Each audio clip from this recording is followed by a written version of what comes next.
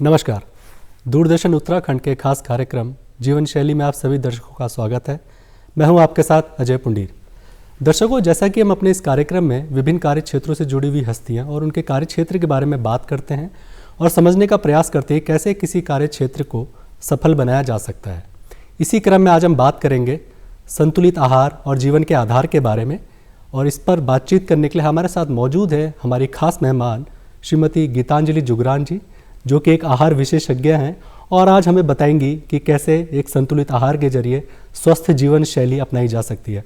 बहुत बहुत स्वागत है आपका हमारे इस कार्यक्रम में। नमस्कार पंडित जी, आपका बहुत बहुत धन्यवाद मेरे को ये मौका देने के लिए कि मैं अपने एक्सपर्टाइज यहाँ पे सबके सामने समक्ष रखूँ।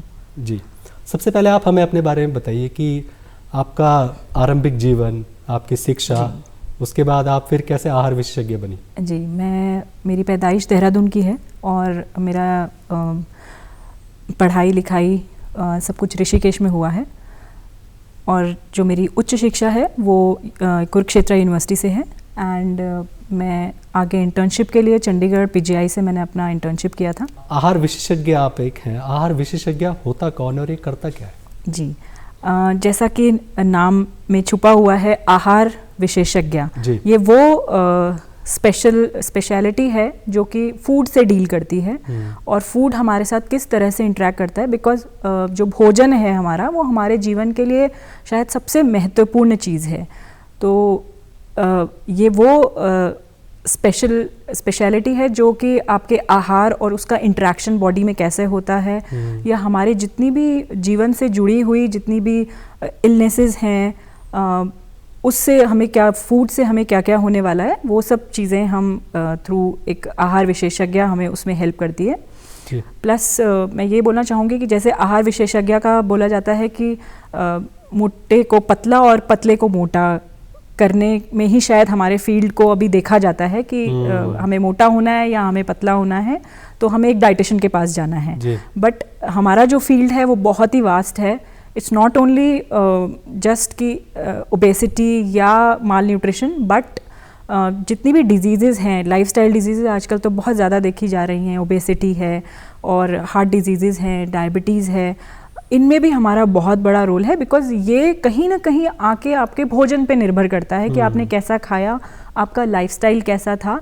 तो हम वो काउंसलर हैं जो इन सब चीज़ों को करेक्शन के लिए अपने उसको हेल्प करते हैं। जी, आपने बताया कि मोटे को पतला या पतले को मोटा करना, जी, तो कहीं इसमें ये शब्द नहीं छुपा है कि अब हमें फिट ज़्यादा होना चाहिए, और फिट होने के लिए जो एक आहार है वो एक संतुलित मात्रा में होना चाहिए, जैसे कि हमारे विषय भी कार्यक्रम का यही है। तो इसी पे हमें थोड़ा सा बताइए संतुलित कैसे किया जाए किसी आहार को, या उसके लिए कोई पैरामीटर्स क्या क्या है, कोई टेस्ट हैं, बॉडी नीड है, क्या टाइप है?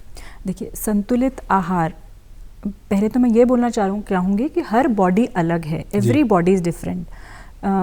घर में 2 भाई बहन हैं अगर, तो उनकी भी शरीर और उनकी रिक्वायरमेंट्स अलग होती हैं। तो ये बहुत कुछ डिपेंड करता है कि हमारी फिजिकल एक्टिविटी कैसी है, हमारी एज कैसी है, हमको कोई इलनेस तो नहीं है, हमारी कार्यशैली कैसी है, फिजिकल एक्टिविटी, सीडेंटरी लाइफस्टाइल तो नहीं है। तो इस पे बहुत कुछ निर्भर करता है कि हमारी डाइट कैसी होनी चाहिए। जहाँ तक बैलेंस डाइट की बात है, संतुलित आहार की बात है, तो ये वह आहार है जो कि जितने भी हमारे पोषक तत्व हैं, जैसे carbohydrate, protein, fats, minerals, vitamins, इन सब में भरपूर होना चाहिए। परंतु हर शरीर की नीड एक अलग है। मतलब एक मेल की नीड अलग होगी, फीमेल की नीड्स अलग होंगी डाइट के लिए, और एक जो छोटा बच्चा है, ग्रोइंग एज में है, उसकी रिक्वायरमेंट्स बिल्कुल अलग होंगी। जो हमारे जीरियाटिक पेशेंट्स हैं उनसे बिल्कुल अलग होती है। मतलब घर में भी बुजुर्ग हैं और बच्चे भी हैं, तो उनकी रिक्वायरमेंट्स बिल्कुल अलग होती हैं। तो बैलेंस डाइट के जो पैरामीटर्स हैं वो सबके लिए अलग हैं जी। तो ये नहीं है कि हमने डाइटिशियन के पास गए, एक डाइट बता दीजिए और पूरे घर के लिए वो फॉलो होने लगे जी। बिकॉज क्योंकि ये डिपेंड करती है हमारी फिजिकल एक्टिविटी पे, हमारी एज पे, हमारा मेल है या फीमेल है। तो जो संतुलित आहार है वो भी उस पे ही निर्भर होगा कि किस तरह का पेशेंट आया है हमारे। मैं इसी पे और आगे जाना चाहूँगा कि आपने बताया कि डिपेंड करता है कि उसकी लाइफस्टाइल क्या है, वो करता क्या है, वो मेल फीमेल, छोटा बड़ा। तो इसी के आधार पे अगर मान लीजिए छोटे बच्चे से लेकर अगर हम बड़े बुजुर्गों तक के एक डाइट प्लान बनाए या आहार एक उनके लिए रूटीन बनाया जाए तो किन चीज़ों को ध्यान में रखा जाएगा? अगर एक बच्चे के सिलसिले में बात करें, या उसके लिए ज़्यादा प्रोटीन या कार्बोहाइड्रेट होगा? बिल्कुल सही। जो ग्रोइंग एज में बच्चे हैं, देखिए जो न्यूट्रिशन है वो ऐसा नहीं है कि आज हमने बहुत संतुलित आहार खा लिया और कल हम भूल गए कि हमें क्या खाना है। जो न्यूट्रिशन है it's a life long process. जब से बच्चा माँ के गर्भ में आता है और जब तक इंसान यहाँ से जाता है, यानी till death, nutrition is very important. But yes, nutrition totally अलग होता है हर एज में।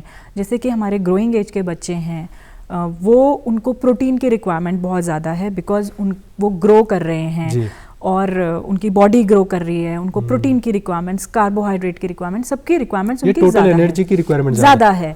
वेयरएज अगर हम एडल्टहुड या हम जीरियाट्रिक पेशेंट्स की बात करें या लोगों की बात करें, तो मैं ये बोलूँगी कि उनको, क्योंकि बॉडी बिल्ड हो चुकी है, उसको सस्टेन करना है उसी लेवल पे, और ये देखना है कि उनको कमी भी ना हो कि उनको कोई बीमारियाँ आके लग जाए। तो उनकी जो रिक्वायरमेंट है वो टोटली अलग है। तो हम उनको ये ध्यान में रखेंगे कि इनके विटामिन, मिनरल्स, इनको सब कुछ पूरा मिल रहा है ताकि इनको डेफिशिएंसी डिजीजेस ना हो जी। तो जो न्यूट्रिशन है वो अलग है बिल्कुल, बच्चों से लेके बुजुर्गों तक जी। तो घर में भी हमें ये बातें, क्योंकि मैंने देखा है कि हिंदुस्तान में एज सच खाने की कमी नहीं है, बट फिर भी कुपोषण और ओबेसिटी दोनों हम साथ में देखते हैं। मतलब ये डबल बर्डन हमारे देश की को एक चैलेंज है हमारे लिए कि कुपोषित भी हैं बच्चे। मतलब अगर मैं आपको स्कूल्स की बात करूं तो स्कूल्स में ऐसे बच्चे भी जिनको मोटापा है, और स्कूल्स में ऐसे बच्चे भी हैं जो कुपोषित हैं। तो खाने की शायद कमी नहीं है, शायद नॉलेज की कमी है। तो माताओं को, फैमिली मेम्बर्स को शायद न्यूट्रिशन नॉलेज ज़रूर होनी चाहिए कि किस एज में बच्चे को क्या देना है। जैसा कि आजकल एग्ज़ाम्स का दौर है, बच्चे बहुत स्ट्रेस्ड आउट हैं अभी आजकल, तो उस टाइम पे माताओं को ध्यान देना चाहिए कि हमारा बच्चा पूरा खा रहा है या नहीं खा रहा है, या उसका न्यूट्रिशन उसको पूरा मिल रहा है या नहीं मिल रहा है। बिकॉज अभी डबल बर्डन है बच्चों पे।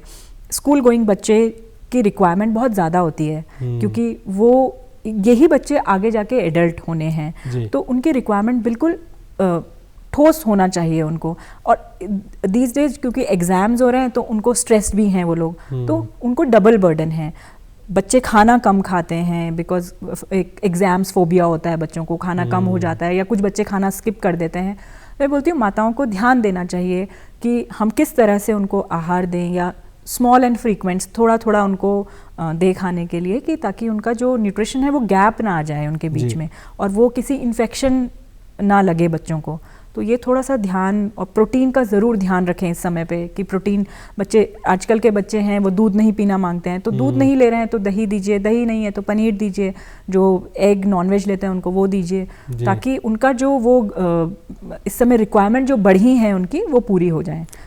जी, आपने बताया कि बच्चों के सिलसिले में खासकर माँ बाप को अवेयरनेस होनी चाहिए, तो किस तरह की अवेयरनेस हो कि वो बच्चों के लिए एक अच्छा लाइफस्टाइल, उसमें भी एक टाइप होगा कि किस बच्चे को क्या ज़रूरत है। अगर वो पढ़ाई करता है तो उसके लिए समय क्या चाहिए, अगर वो स्पोर्ट्स खेल रहा है, कोई इसकी एक्टिविटी है, स्कूल में आने वाले दिनों में टूर्नामेंट्स है, तो उसके लिए क्या लाइफस्टाइल होना चाहिए या क्या डाइट होना चाहिए, इसके बारे में थोड़ा मैं आप लोगों के माध्यम से यहाँ पे ये ज़रूर बोलना चाहूँगी कि बच्चों के लिए रोल मॉडल उनके पेरेंट्स हैं। यदि बच्चे अपने माँ बाप से बहुत कुछ सीखते हैं उनको देख के, यदि माँ बाप का लाइफस्टाइल, पेरेंट्स का लाइफस्टाइल गड़बड़ है, मतलब उनका संतुलित आहार नहीं है, उनका सोने का टाइम नहीं है, उनका खाने का टाइम नहीं, जो कि आजकल शायद बहुत आम है, क्योंकि आजकल की भागदौड़ की ज़िंदगी में हमारे पास समय नहीं है खाने के लिए।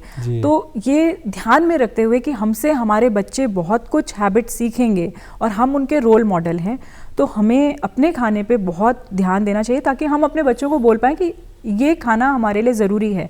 और बच्चों को जब आप उनको कुछ दे रहे हैं तो बच्चों को समझाइए कि यस, आप दूध पी रहे हैं तो इसमें कैल्शियम है, आपकी हड्डियां मजबूत होंगी, या आप लंबे हो रहे हैं तो आपको प्रोटीन की आवश्यकता है, तो आप प्रोटीन में अंडा खाइए या ड्राई फ्रूट्स खाइए या दालें अच्छे से खाइए।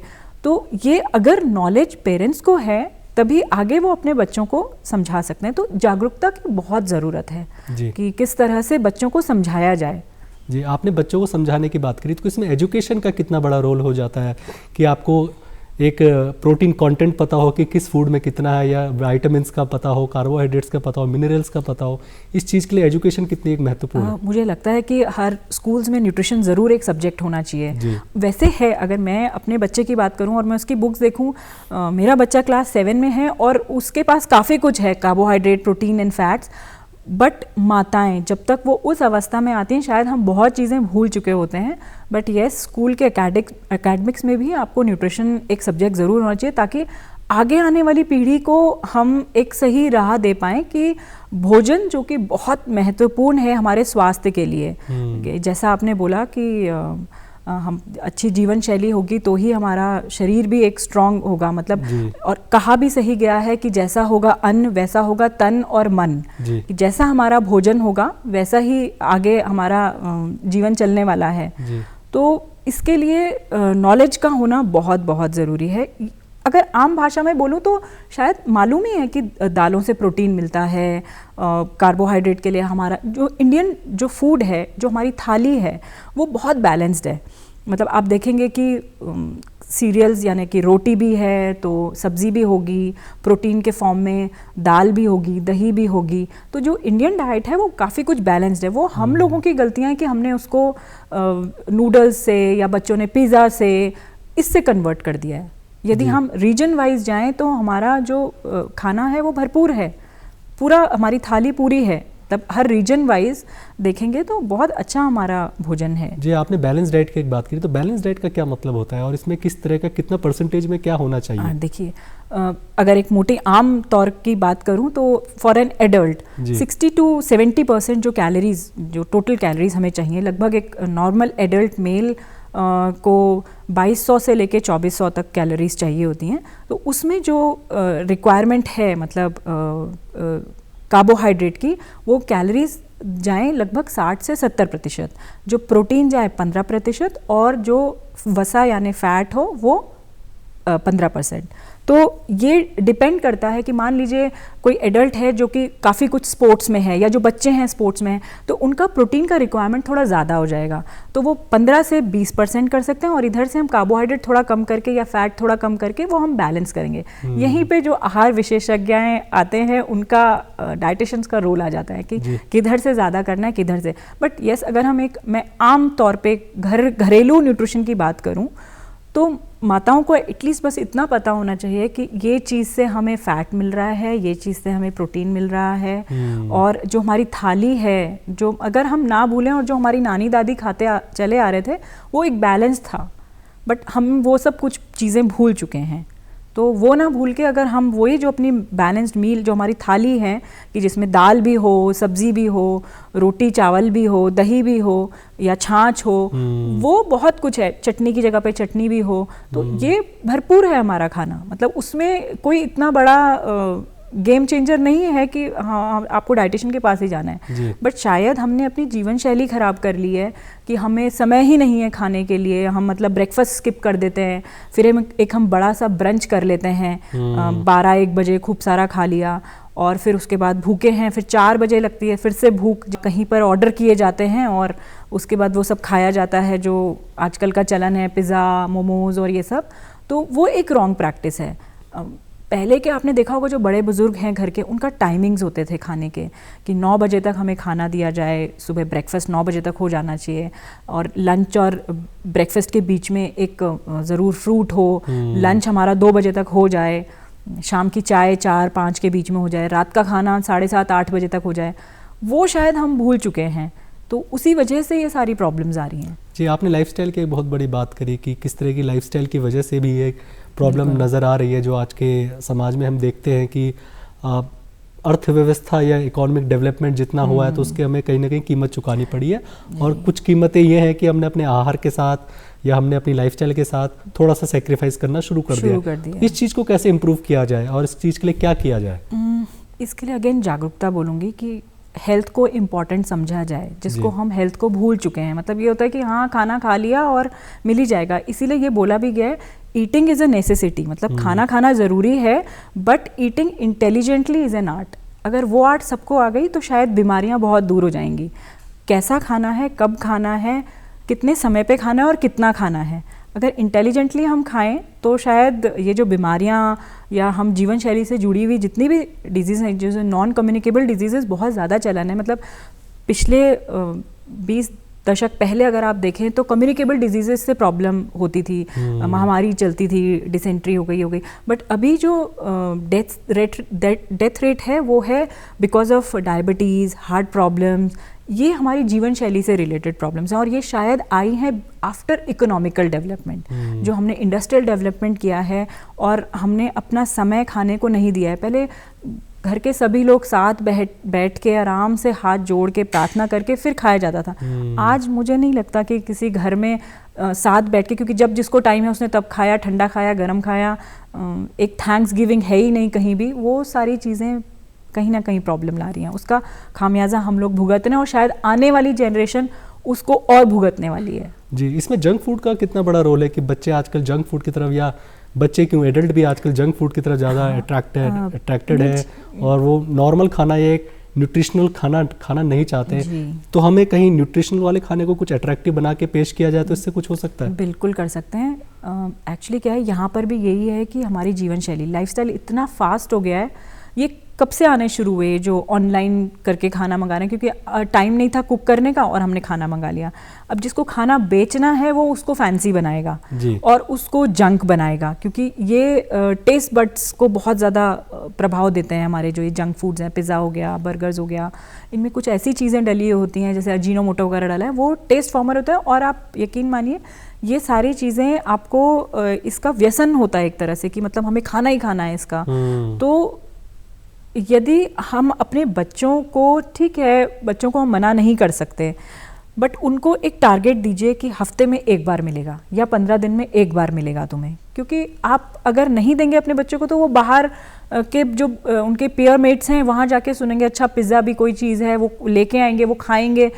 तो आप अपने बच्चों को बोलिए बेटा बिल्कुल मिलेगा, बट हफ्ते में एक बार या 15 दिन में वो आप अपने टारगेट्स बनाइए और बाकी दिन आपको हम घर का बना खाना देंगे। घर के, आप यकीन मानिए घर के बने खाने से ना ही आपको मोटापा होने वाला है, ना ही आपको ये शायद लाइफस्टाइल डिसऑर्डर्स होने वाले हैं। यदि हम खाने को खाने की तरह उसको इंजॉय करके खाएं और पूरा टाइम दे के खाएं तो शायद ये जो डिजीज़ेज़ हैं इनसे हम काफ़ी दूर रहेंगे। जी, एक प्रश्न मेरे दिमाग में था कि प्रेग्नेंट वीमेंस के लिए या गर्भवती महिलाओं के लिए किस तरह का डाइट एक बहुत बड़ी समस्या देखी गई है हमारे देश में, खास करके वहाँ जो कि निम्न मध्य वर्ग या मध्यम वर्ग है, जहाँ पर कि उन लोगों को के पास इतने संसाधन नहीं है या दूर दराज क्षेत्रों में जो रहते हैं, उनके लिए क्या किस तरह का डाइट या आहार होना चाहिए? जी, जैसा कि मैंने पहले भी बोला था कि जो पोषण है वो तब से शुरू हो जाता है जबकि हम अपने माँ के गर्भ में हैं। तो गर्भवती जो महिलाएं हैं उनके लिए एक तरह से डबल वो है कि उनके लिए बहुत ज़रूरी है कि वो एक अच्छा आहार लें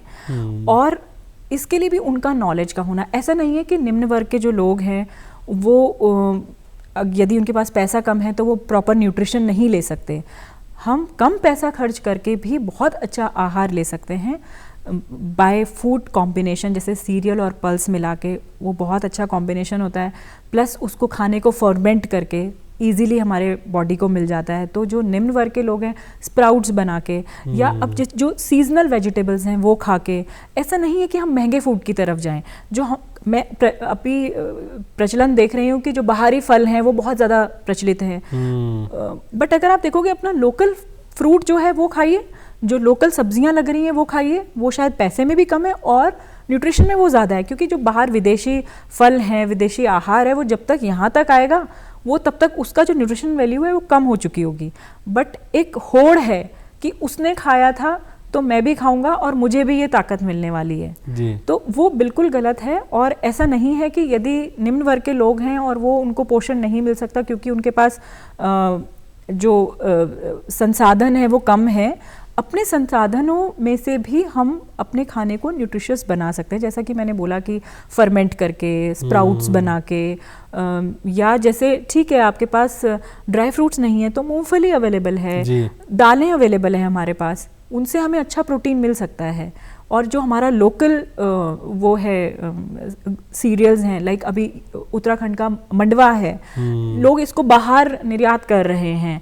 वो मतलब ये देखिए हम लोगों ने वो खाना छोड़ दिया है बट मुझे लगता है कि हर घर में ये ज़रूर होना चाहिए और दिन में एटलीस्ट एक बार ज़रूर मंडवे की रोटी खाइए। जी, ये मोटे अनाज की आपने बात करी है, तो जी। हमारे प्रधानमंत्री जी ने भी इसको एक मोटा अनाज वर्ष और यूएन ने भी माना है जी। कि अंतर्राष्ट्रीय मिलेट ईयर जो चल रहा है, इसकी महत्वता कितनी आ जाती है पोषण में या न्यूट्रिशन में या डाइट में, कि आप मोटे अनाज को अपने डाइट में शामिल कीजिए और हेल्दी रहिए।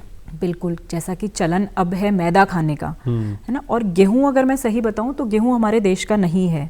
जब ये इंडस्ट्रियल क्रांति जब आई थी उसके बाद गेहूं आया हमारे देश में, और अब देखा गया है कि गेहूं से काफ़ी लोगों को इन्फ्लेमेशंस हो रहे हैं। तो अभी ध्यान दिया जाए जो हमारे देश की चीज़ें हैं, जो मिलेट्स हैं, और ऐसा नहीं है हमारे देश में भी, क्योंकि हमारा देश बहुत बड़ा है, हर प्रांत के अलग अलग इम्पॉर्टेंस है उनके फूड की। जैसे हमारे यहाँ मंडवा है, आप उधर चले जाएं तो राजस्थान तरफ बाजरा है, कहीं ज्वार है ना, और मंडवा ही नीचे साउथ में रागी कहलाता है। तो हर किसी क्षेत्र का अपना एक भोजन है जो पहले से चला रहा है, ट्रेडिशनल फूड, जो कि हमने छोड़ दिया है और हम आ गए हैं अपने ये मैदा की तरफ। तो अगर हम उस तरफ फिर से जाएं, इसका, क्योंकि इनकी अगर मैं न्यूट्रिशन वैल्यू की बात करूं, जो हमारा मंडवा है उसमें भरपूर कैल्शियम है, मतलब गेहूं से तिगुना कैल्शियम है उसमें, प्लस उसमें आयरन है। बट क्योंकि हमारे टेस्ट डेवलप नहीं है, हम में से कितने लोग हैं जिन्होंने अपने बच्चों को ये खिलाना शुरू किया है, हमने खुद ने छोड़ दिया है। पर मेरे घर में, मैं एक उससे बोल सकती हूँ, मेरे घर में रोज़ एक रोटी एटलीस्ट मैं ज़रूर मंडवे की खाती हूँ, और मैं सब लोगों से बोलूँगी कि ज़रूर खाइए, कि जितने भी आपके मिलेट्स हैं, जैसे अभी सर्दियों में आप बाजरा ले सकते हैं, मंडवा ले सकते हैं, रागी, समर्स में आप ज्वार लीजिए, जौ लीजिए, जिनकी तासीर थोड़ी ठंडी है। तो इस तरह से थोड़ा सा अगर हम बैलेंस बना के चलें चीज़ों का, तो बहुत अच्छा है। मतलब मैंने बोला जैसे कि रोल मॉडल होते हैं पेरेंट्स, यदि हम नहीं खाएंगे तो हमारे बच्चे नहीं खाएंगे, तो इसलिए पहले खुद से शुरुआत करें ताकि बच्चे उसको देख के सीखें। जी, आपने जैसे बताया कि रोल मॉडल्स के लिए या सक्सेसफुल बनने के लिए भी एक अच्छी डाइट होना बहुत ज़रूरी है। अगर आप किसी भी फील्ड में देखें, चाहे वो स्पोर्ट्स हो या किसी भी तरह के कोई गवर्नमेंट जॉब्स हो, लेकिन अगर आप एक अच्छी डाइट नहीं ले रहे हैं और आप सक्सेसफुल नहीं है, आपकी बॉडी फिट नहीं है, तो आप वो सक्सेस को अचीव नहीं कर पाएंगे या कहीं ना कहीं उसमें कुछ सेक्रीफाइस करेंगे। तो इसमें आगे कुछ आप बताना चाहेंगे कि किस तरीके से खास करके जो प्रोफेशनल्स हैं हमारे, जो कामकाजी वर्ग है हमारा, उनके लिए क्या डाइट होना चाहिए कि जो सुबह जल्दी में रहते हैं और शाम को उनके पास वक्त कम होता है? देखिए, वक्त सबके पास 24 घंटे है, इसके लिए मैं बोलूँगी सच्चा सुख निरोगी काया। जी। यदि हम अपने जो असली सुख है उसको हमने अगर अपनी हेल्थ मान लिया है ना, तो हम खाने के लिए टाइम ज़रूर निकालेंगे, ये बात फैक्ट है। अगर जैसे कि आपने बोला कि सब बिजी हैं अपनी लाइफ में, बट प्री प्लानिंग कि हमें कल क्या खाना है, या हर कोई आजकल शायद सारी फीमेल जो हैं वो वर्किंग हैं, अगर आप हफ्ते भर का अपना प्लान लेके चलेंगे कि जी इस दिन सोमवार के मेरे घर में ये बनने वाला है, मंगल को ये, और उसकी प्रिपरेशन हम सैटरडे संडे को कर दें, तो शायद चैलेंज नहीं आएगा। इसीलिए मैंने हमेशा बोला है कि जो किचन के किंग हैं वो फीमेल्स हैं, और उसको नहीं छोड़ना है हमें, बिकॉज बहुत कुछ निर्भर करता है हमारे जीवन का हमारे किचन से, हमारे फूड से। तो अगर हमने वो छोड़ दिया तो शायद हम कहीं ना कहीं अपनी हेल्थ को छोड़ते चलेंगे, और जिसका कि असर हमें 1-2 साल में नहीं दिखता है, 10 साल बाद, 5 साल बाद हमें उसका असर दिखता है। तो इसलिए किचन का किंग होना कभी ना छोड़ें। जी, आपने प्लानिंग की बात करी कि एक अच्छा सा प्लान आप संडे सैटरडे को बना लीजिए पूरे हफ्ते के लिए। जी। किस तरह का प्लान होना चाहिए वर्किंग क्लास के लिए, मैं पूछ रहा हूँ? जी, वर्किंग क्लास, क्योंकि जैसे हमें सुबह 8 बजे निकल जाना है, तो ब्रेकफास्ट किस तरह का बनना है, ठीक है, तो क्योंकि इजी गोइंग ब्रेकफास्ट हो, उसमें क्या चीजें शामिल हो, वही बता रही हूँ, इजी गोइंग ब्रेकफास्ट हो, तो दलिया बहुत ही न्यूट्रिशियस चीज़ है।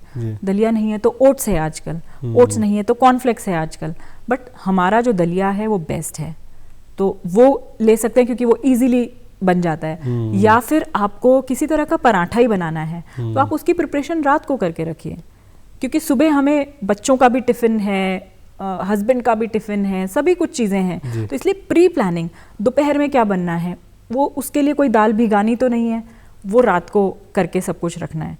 तो इसके लिए मैं, ठीक है, मैं फीमेल्स को नहीं बोलूँगी, क्योंकि जब हमने कंधे से कंधा मिला के मेल्स के साथ चलना शुरू किया, तो शायद मेल्स को भी किचन में आना पड़ेगा उसके लिए, और फीमेल्स के साथ शामिल होना पड़ेगा, क्योंकि हेल्थ सबके लिए है, केवल एक रिस्पॉन्सिबिलिटी एक फीमेल की नहीं आती। हाँ, मानती हूँ रिस्पॉन्सिबिलिटी फीमेल की थोड़ी ज़्यादा होती है, क्योंकि हमारा जो हमें जो जिस तरह से शिक्षा दी जाती है लड़कियों को कि हाँ तुम्हें देखना है घर को, बट ट्रेंड इज़ चेंजिंग और मेल्स भी आके उस चीज़ को समझ रहे हैं।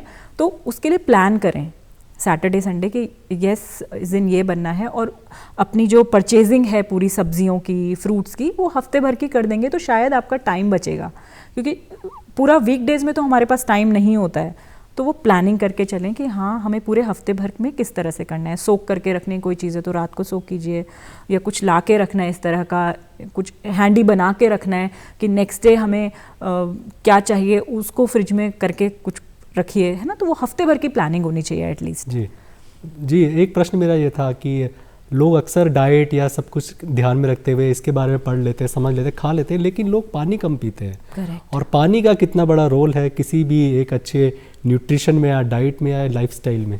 इसके लिए मैं ये बोलना चाहूँगी, जब हमारा शरीर 70% पानी है तो इसके लिए इम्पोर्टेंस समझनी चाहिए कि पानी कितना ज़रूरी है हमारे लिए। वो हम भूल जाते हैं। मतलब मेरे पास जैसे मैं काम करती हूँ तो वहाँ लोग आते हैं कि पानी कितना पिया, तो मैं टारगेट देती हूँ लोगों को कि कईयों को याद भी नहीं होगा, याद ही नहीं होता, क्योंकि जनरली ऑफिसेज एसी वाले हैं, प्यासी नहीं लगती है। But keep your bottle in front of you.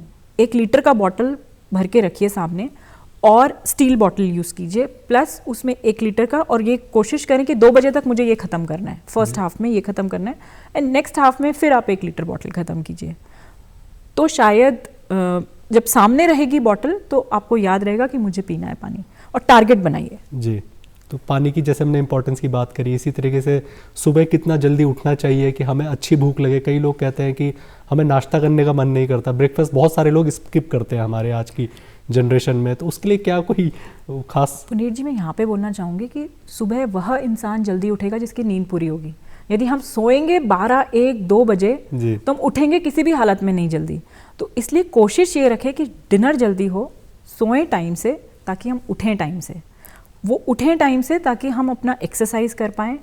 हमें जो खाना खाना है, क्योंकि जनरली ब्रेकफास्ट स्किप किया जाता है बिकॉज देर हो रही है ऑफिस के लिए जी, या चलते चलते कुछ खा लिया, तो उससे कहीं ना कहीं एक स्ट्रेस वाली कंडीशन में खाएंगे तो वो बॉडी को कितना मिलेगा। ब्रेकफास्ट सबसे इंपॉर्टेंट मील होता है, सबसे इंपॉर्टेंट मील है ब्रेकफास्ट, क्योंकि we are breaking a fast. हम रात के 8, साढ़े 8, 9 बजे तक खाना खा लेते हैं, नेक्स्ट डे हम 9, 10 बजे खा रहे हैं। इट्स अ बिग गैप, मतलब 12 घंटे का गैप है, तो हम वो अपना फास्ट तोड़ रहे हैं। That is why it is called breakfast.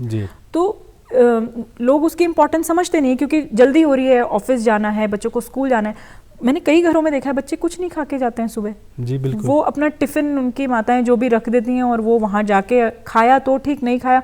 Schools में भी कंपल्शन होना चाहिए कि आप बच्चों का टिफ़िन टीचर्स चेक करें कि बच्चों ने खाया या नहीं खाया, और उनको कंपलसरी होना चाहिए कि बच्चे कुछ ना कुछ घर से खा के आए, क्योंकि जब हम भूखे पेट कहीं भी निकलते हैं तो हमारी बॉडी इन्फेक्शन प्रोन होती है।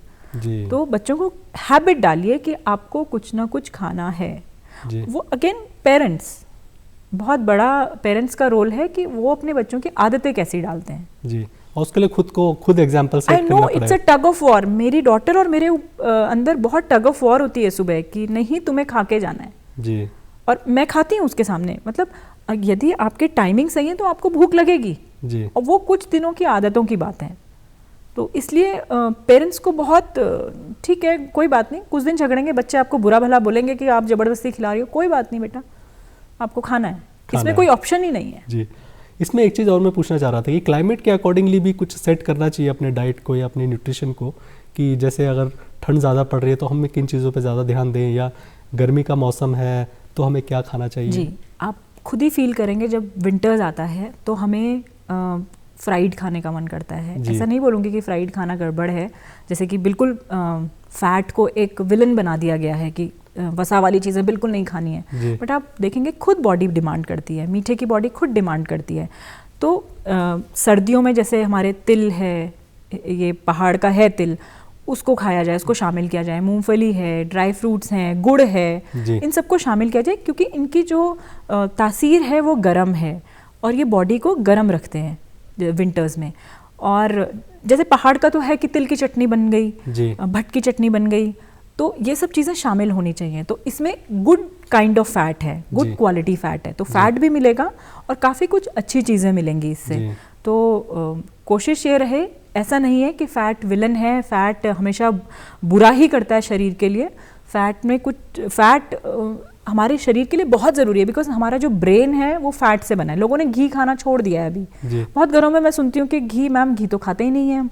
तो मैं बोलती हूँ कि 2 चम्मच घी एटलीस्ट आपके लिए बहुत ज़रूरी है, क्योंकि हमारा ब्रेन इट्स ऑल फैट। लोगों में एल्जाइमर, डिमेंशिया, भूलने की बीमारी है बहुत ज़्यादा देखी गई है। और ये कहीं ना कहीं हमारा जो डाइट था, ठीक है लाइफस्टाइल बहुत बड़ी चीज़ है, बट डाइट ने भी इसको बहुत इफेक्ट किया है, क्योंकि हम पैक्ड आर्टिकल्स जो हम बाहर ऑनलाइन मंगा रहे हैं वो फ्राइड है, उसको खाने में सबको बुरा लगेगा, और घर की एक पूड़ी बनके या कचौड़ी बनके खा रहे हैं तो लोग बोलेंगे कि ये फ्राइड है, ये नहीं खानी चाहिए। जबकि हमारे बड़े बुजुर्गों ने इसको जोड़ा था फेस्टिवल से। और आप देखेंगे कि ये जो हमारी दाल की पकौड़ी बनती है, कचौड़ी बनती है, स्वाली बनती है, ये सब हमारे कहीं ना कहीं हमारे जो फेस्टिवल जुड़े हैं ये अकॉर्डिंग टू जो सीजन्स हैं उससे जुड़े हुए हैं। जी जी। तो ऐसा नहीं है कि फ़ैट बुरा है। यस, विंटर्स में थोड़ा फ़ैट खाना चाहिए, बिकॉज बॉडी को वार्म रखने के लिए फ़ैट इज़ रिक्वायर्ड।